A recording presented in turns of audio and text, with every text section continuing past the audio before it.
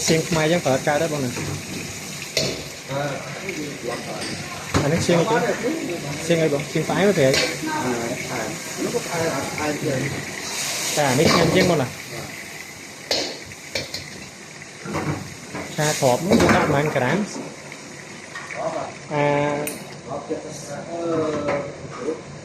thuốc chất